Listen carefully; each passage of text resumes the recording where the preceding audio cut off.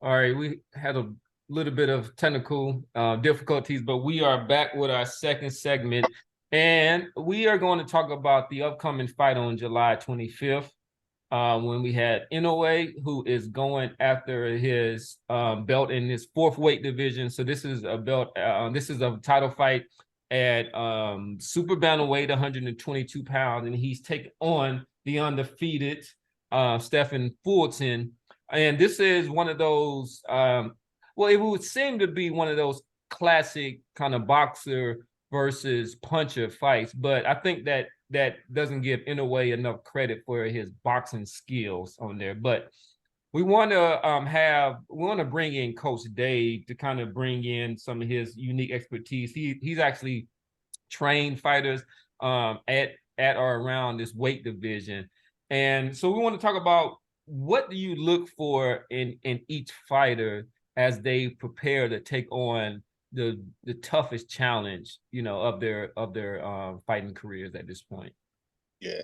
Well, this whole anything within the whole spectrum of bantamweight, super bantamweight, flyweight, all the lower fighters, man. Yes, you're right. I absolutely love these guys, man. And train to fight at 118, train to fight at 122, and train to fight at 126 as well, all throughout his amateur careers and stuff too. So, specifically more so at 122 and 118, where these cats are fighting and coming from. So 2 weeks out, man. And again, each camp to each his own. But, for the most part, these guys are pretty much on weight or close to it. Now, let me break it down into terms of two things, because I've had the fighter that kind of had to work coming down, to make that 120, that 122. Mm-hmm. So really for about, that 2 weeks out, you really pretty much already on that weight. And by this time we have calmed down the workout so much to where we're not super duper sparring as hard. We're really getting technical, and we're really focusing and maybe doing a lot of mid work on what it is that the approach, the fight game, the fight approach, to this opponent. So working up enough sweat and still doing running and watching and eating to where we're not super duper dropping up under it, but we definitely are not ballooning up. You know what I'm saying? Towards the guy that's, let's say somebody is coming up in weight at 2 weeks out, instead of being solidly dead on, let's say 122, I'm cool if the guy is trying to eat actually a little heavy. Even if this guy, I gotta get you to make that weight, because your body ain't used to holding it. And it's been my experience working with solid strength and conditioning coaches that, man, that thing goes in the same way that a fighter can hydrate back up. If that's not your natural walking around weight, then that shit can drop, man, with a quickness. So when I had fighters at 118 kind of coming up, 2 weeks out, man, I had them really pushing that limit, at that weight, if not a tad bit over it, going into the second week out. And then we kind of work our way down, you know what I'm saying? And again, to each his own. And then secondly, man, I would say, dude, I would say, you are full blown into the films that you're looking at. Yeah, you're looking at it during a rough bit of training camp, but the rough parts of training camp, man, I'm looking at the films. I'm coming in. This is what we got to work on. I might have the fighter up in there with me. This is what we got on. But like 2 weeks out, when I know we ain't doing nothing heavy, man, I got my guys so focused on this stuff. See what you see. I know you trusting me as your coach, but man, I want you bleeding and sleeping this guy, because I love those fighters. And I think these two guys are, those fighters that are educated beyond just the work in the gym when they're gone, and beyond what their coaches are telling them. These guys are absolutely focused in on it. So I like to call those last 2 weeks, man. It might be, we literally call, okay, it's just time to really get technical, for lack of choice of better words. That's what we do, man. So that's it really for the weight stuff and the prep stuff, man. And then I guess we can maybe talk about it later on, but there was one time where we thought we was going to travel over to South Africa and fight for the IBO title. And we can get more into it later on as we talk atmospherics, but that time difference makes a difference as well. And my fighter, we wasn't super duper rich to where we could go over there a whole week beforehand and get acclimated to that stuff. You know what I'm saying? So I'm hoping that that's what Fultonn is doing or has done. It's just, man, it's so much for the build up, man. When you say those 2 weeks that we think about, man. But I kind of leave it at that, man. I just really wanted to talk about the weight stuff. And also, man, even in the comments, man, I'm very interested to hear from other coaches as well about what you guys do, because really it is to each his own, man. But that's just a good question that you guys are asking, really seeing the intricate details in terms of fight prep, if that's what you guys want to say. So what about? Sorry, go ahead, Kim. Yeah. So the casual ran. So talk to me a little bit about Fultonn's, because Fultonn is defending his belts, right? So Inoue is coming up to grab his belts. What do you think about Stephen Fultonn's decision to go to Japan to defend his belts? I mean, does that put him at a disadvantage, or would you recommend it? And let me get one quote in before you say that in. And this is something that even his coach had questioned. He said that, and this is Fultonn's response. He said, "I'm going to fight him. I said, I'm going to go out to Japan." My coach said, "Why would you go to Japan?" I said, "It's bigger out there." I wasn't even talking about money. It's bigger. It makes more sense out there. Why wouldn't it? I said, "Literally, I'll defend my belts out there." He said, "Why?" And I was like, "Because no one won't do nothing like that. I'm different. I feel like that's how my whole career has been." Yeah, man, just look at the landscape. If you go from 135, go down from 130 all the way down. If the only fighter you really talk about is Inoue, from 130 down. So for Fultonn, if he want to make his legacy, he's going to have to take it, man. I think Haney showed the blueprint. Like, hey, sometimes you got to just go over there and take it to become the man. So his legacy is going to be set if he beat Inoue in Japan, beat the monster in Japan. You know what I'm saying? So he can retire off that, and he's good. I mean, Stephen Fultonn is going to have a name from this day forward once he beat Inoue. So it's so much risk and little reward, because at first, before the Inoue fight, he was talking about going up to 126 to fight Vargas, if I'm not mistaken. I think he was going to fight Figueroa again, or Vargas. But yeah, I think it was Vargas. He was going for the belt. So, but there's a significant reward. I think he's making like $2 or $3 million. Yeah, for a weight class that really doesn't bring He making a ton of money. I mean, they for that weight, like Randy said, for that weight class, man. So like, it's a no brainer, man. Then if he were to win, so you'll be talking about Stephen Fultonn at 122, and then he'll probably move up after that to take over the 126. Then at 130, there really ain't nobody to talk about. And then you start talking about household names at 135. So now he's putting if he were to win, he putting his name into that mix. Inoue, on the opposite side of that coin, I think Inoue it will max out at 122. I don't think he's a Pacquiao that's going to keep going. I think, well, we'll see if he has that thing.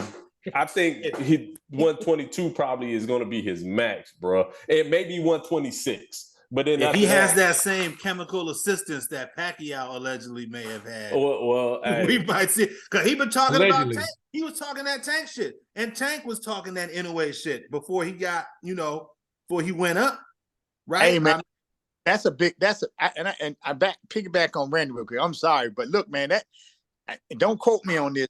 And but I'm pretty sure. I think Inoue, man, started out at like 108 pounds or some shit Something like like that. that. Yeah. That's the.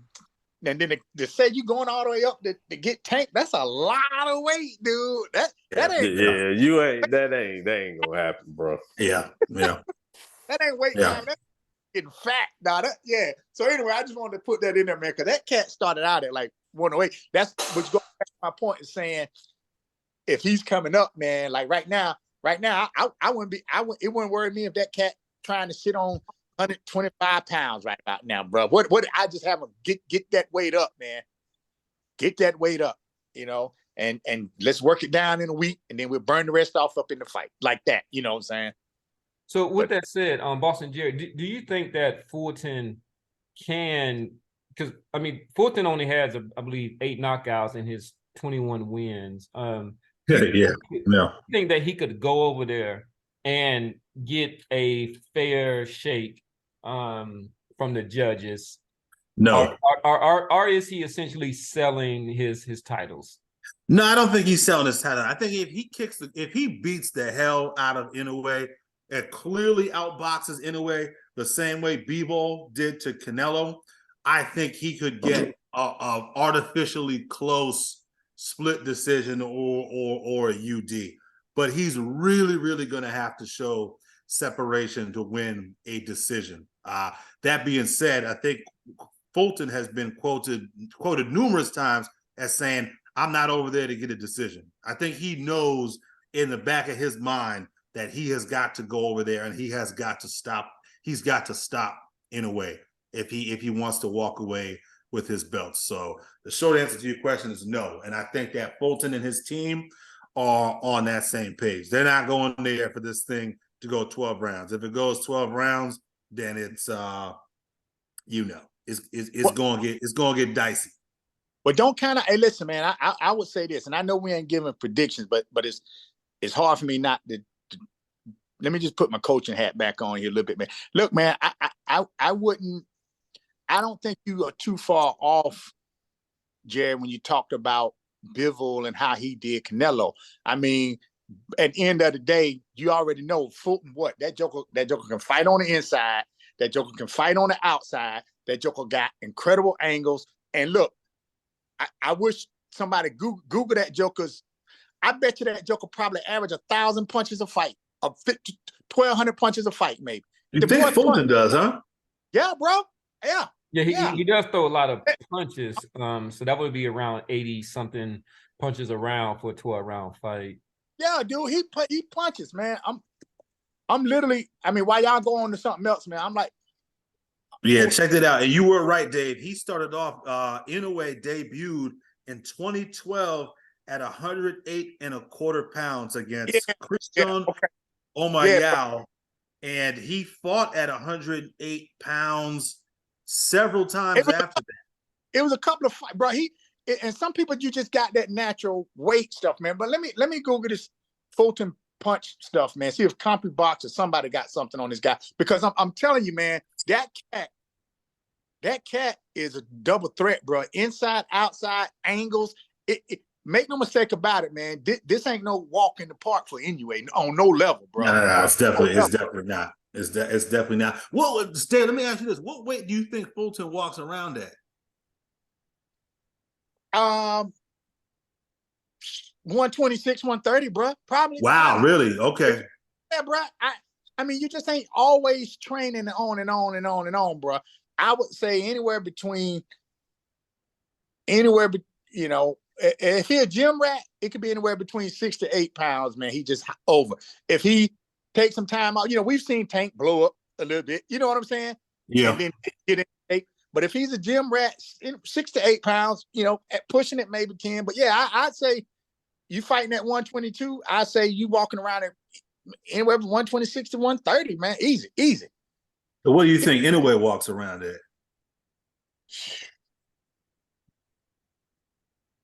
Bro, I just don't know. I really don't know, man, because I don't know how hard it is whenever he makes the weight that he fight at. But bro, I